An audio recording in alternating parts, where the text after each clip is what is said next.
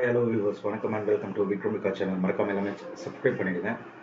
Big pass 24/7 பயங்கரமாக போயிட்டு இருக்கு. மிஸ்டர் ஜெஃப்ரி மிஸ்டர் ஜெஃப்ரி வந்து கேமை சுதாரிச்சு அந்த கோவா கேங்கில் வந்து வெளியே வந்துடுவாருன்னு நினைக்கிறேன். பட் ஆனால் மிஸ்டர் ரயான் வந்து அதில் போது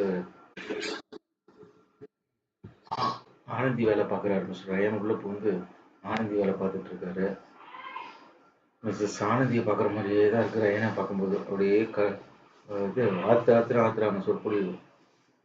பாப்பா மறுபடியும் வந்து மிஸ்டர் ஜெஃப்ரி அவங்களுக்கு எனக்கு அந்த ஹார்ட்டும் வேணாம் ஒன்றும் வேணாம் அப்படின்னு சொல்லிட்டு தூக்கி போட்டு போயிட்டாரு. மறுபடியும் போய் அவங்க மிஸ்டர் ரயன் வந்து கன்வின்சிங் பண்ணிட்டு இருக்காரு. அவரை கன்வின்ஸ் பண்ணியிருக்காரு. இதுதான் போயிட்டு இருக்கு. மிஸ்டர் ஜெஃப்ரி வந்து இண்டிவிஜுவலாக கேம் ஆடினா நல்லாயிருக்கும், இந்த கேங் செய்கிறாங்க பார்ப்போம். அப்புறம் மிஸ்டர் ரஞ்சித்தை வந்து பாவம் மிஸ்டர் ரஞ்சித் அவரும் வந்து இவ்வளோ ட்ரை பண்ணார். பட் ஆனால் உண்மையாக கேம் நல்லா விளையாண்டுருக்கோம். கேம் நியாயமான முறையில் விளையாடுறதுன்னா அது மிஸ்டர் ரஞ்சித் தான் நியாயமான முறையில் விளையாண்டுட்ருக்காரு இன்ன வரைக்கும் கேமை. அப்புறம் மிஸ் மஞ்சேரி வந்து எல்லா ஸ்டாரும் எல்லா ஹார்ட்டும் அவங்களும் கொடுத்துட்டாங்க. மிஸ் மஞ்சேரியும் அவங்களும் எல்லாம் பிடுங்கிட்டாங்க. உண்மையை சொல்லணும்னா பிடுங்கிட்டாங்க எல்லாரும். நேற்று மாதிரி கேம் அவ்வளோ சுவாரஸ்யமான ஒன்றும் போகல.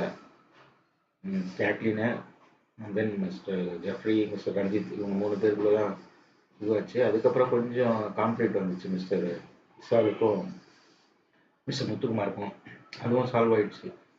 அப்புறம் முத்துக்குமாராக போயிட்டு என்னோடய ஹார்ட்டை நீங்களே வச்சுக்கோங்க, நீங்கள் தான் நியாயமாக விளையாண்டது மிஸ்டர் ரஞ்சித், நீங்களே வச்சுக்கோங்க அப்படின்னு சொல்லி மிஸ்டர் ரஞ்சித் முத்துக்குமாரோட ஹார்ட்டை கொடுத்துட்டாங்க.